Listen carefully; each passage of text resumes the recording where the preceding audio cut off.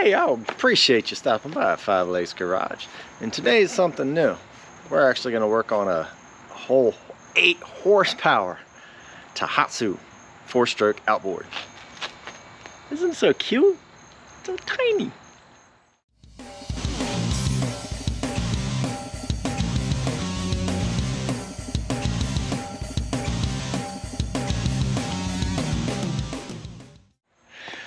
Alright, so we're going to help out my little brother a little bit by actually changing out his impeller. Now this little dinky little rubber thing is actually going to keep this thing nice and cool. The one that's in there right now is actually working okay, but okay is not good enough. I'm getting ready to crank it up here. I got it in a bucket of water and you'll see exactly what it's actually going to do. Real quick and easy. I bought a whole kit. I think it's just a couple bucks. Not that big of a deal. Anyway, so let's crank it up, show you what it's all about, and then we can get inside the shop and start tearing it down. All right, so this is what we got. We have our 2007 Tohatsu. It is about a 5.9 kilowatt. Oh, that's some power right there. Or here in the US, it's an 8 horsepower. All right, so this is a 4-stroke engine. It is an outboard, and so what we did was actually just set up a bucket, put some water in there so it's actually sucking it in. Now most people will actually go up there, if you're going to run a boat motor outside the water, you use rabbit ears. Now the rabbit ears work great, but think of it as being forced induction. You're forcing the water through the engine. I want to make sure that the impeller is actually working properly, so I have it in a bucket.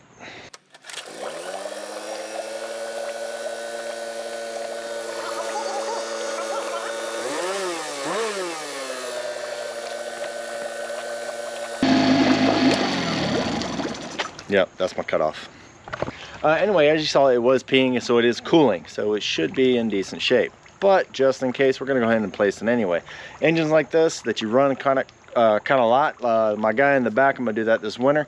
I'm probably going to change mine about once a year, just to make sure. Because once that thing goes out, you're full throttle, you don't know, boom, you just destroyed your engine.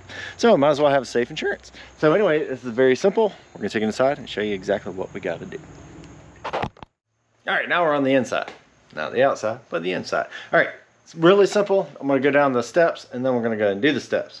First thing you wanna do is get yourself a little punch. All my punches are broken, so I gotta use a nail. But what I did was actually break off the tip. Actually didn't break it off, I cut it off with a side cutter. Anyway, that's what we're gonna do.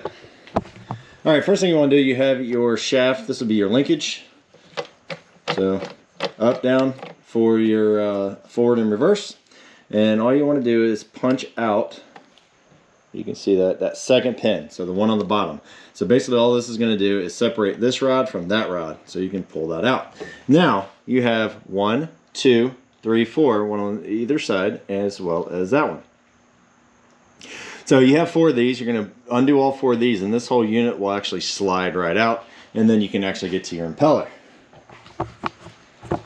But while I was playing with it, I noticed something else. Something that you might want to take a peek at with your boat.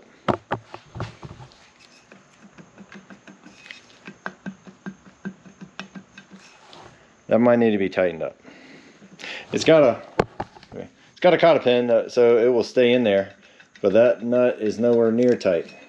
It'll work, but then you're shaky. So I want to tighten that up too. Anyway, I'm going to punch out that pin, go ahead and pull out those 10 mil bolts. Bam! We're gonna get this thing out. Let's go.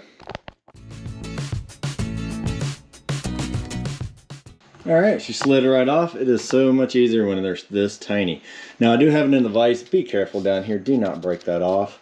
I need to put some blankets, but towels into there or something just so it doesn't scar it up. So anyway, this is your impeller. So you got 4 little bolts holding that on. And what you're gonna get in there, and this is what you actually get in the kit. You get the impeller, which is the main thing we need. You also get the metal bracket on the bottom. You get a little cup that actually seals it, so it goes around your impeller and creates a seal. Also, you get a bunch of gaskets. Anyway, 4 bolts, boom, that's off. Impeller's right underneath it.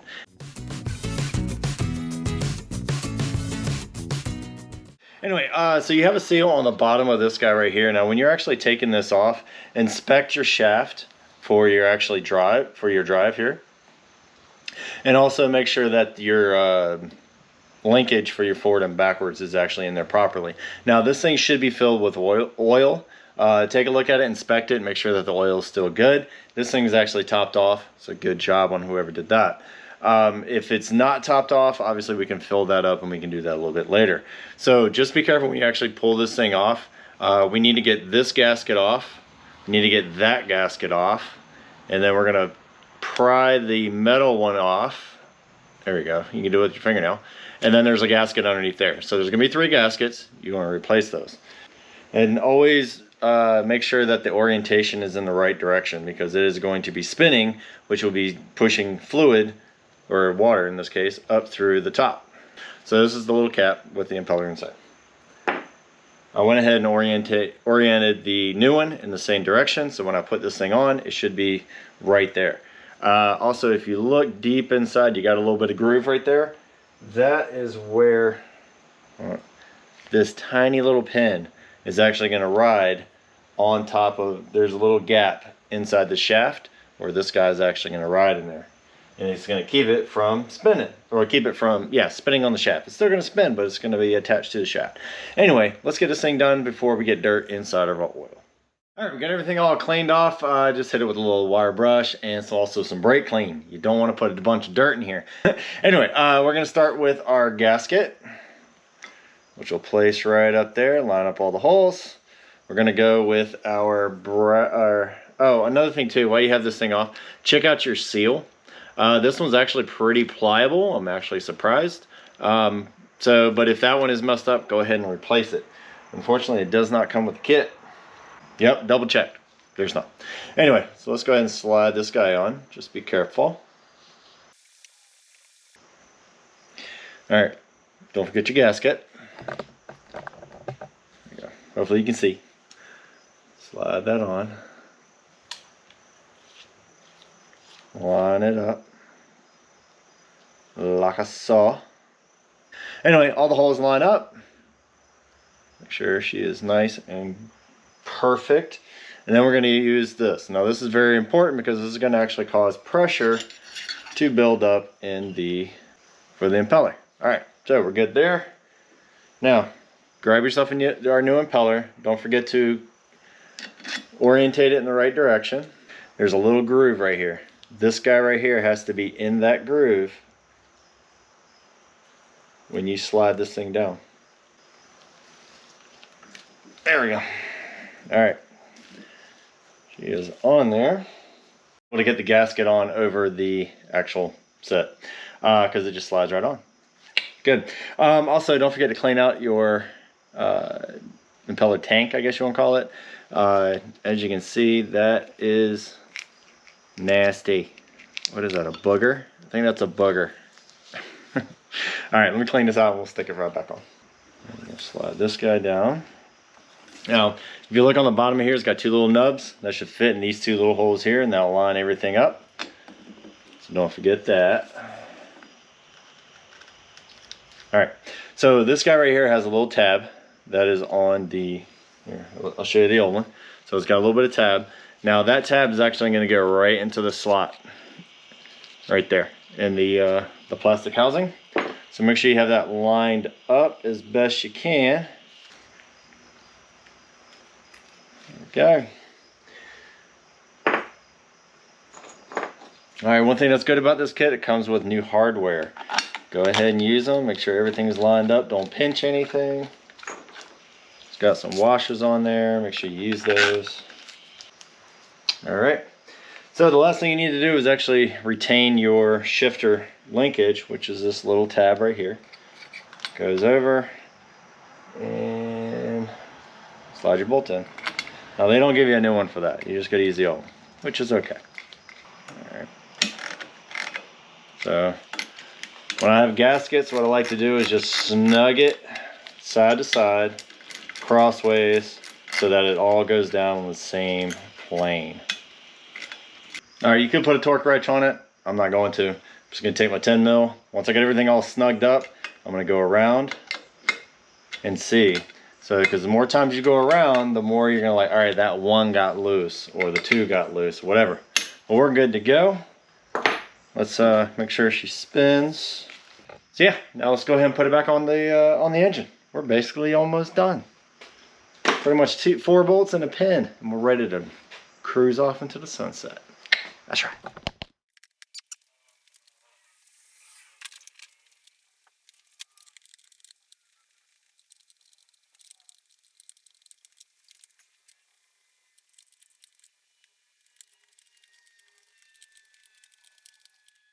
All right, ready? 1, 2, 3, 4. Get those bolts nice and tight. Also, don't forget your pin. Go ahead and put that guy back in. Just use a little hammer. Don't hit it too hard because it's a little shaft. Don't want to bend it. Also, while we are here, make sure you lubricate your shaft to make sure that just do some regular maintenance while you're here. Makes it last a whole lot longer. Now, I don't know if you saw it in the time lapse, but when you are actually lining everything up, the shaft has teeth on it.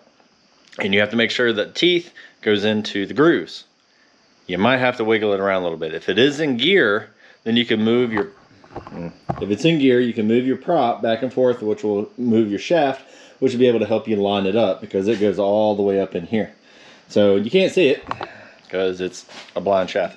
But anyway, I'm gonna go ahead and pull this outside. We're gonna crank it on some water, make sure she works. Unfortunately, it is a little bit dark outside, but hey, that's the life I live. Gotta work during the day.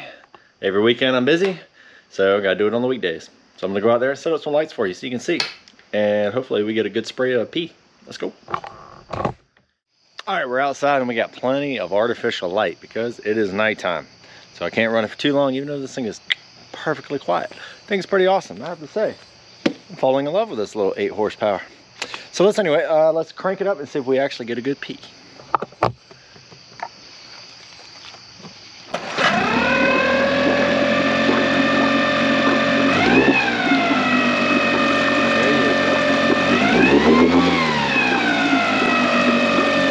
All right, that's a lot better pee.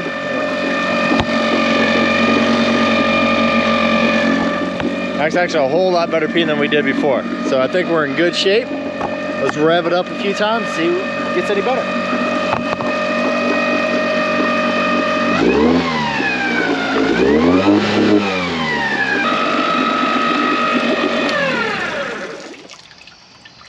Yeah.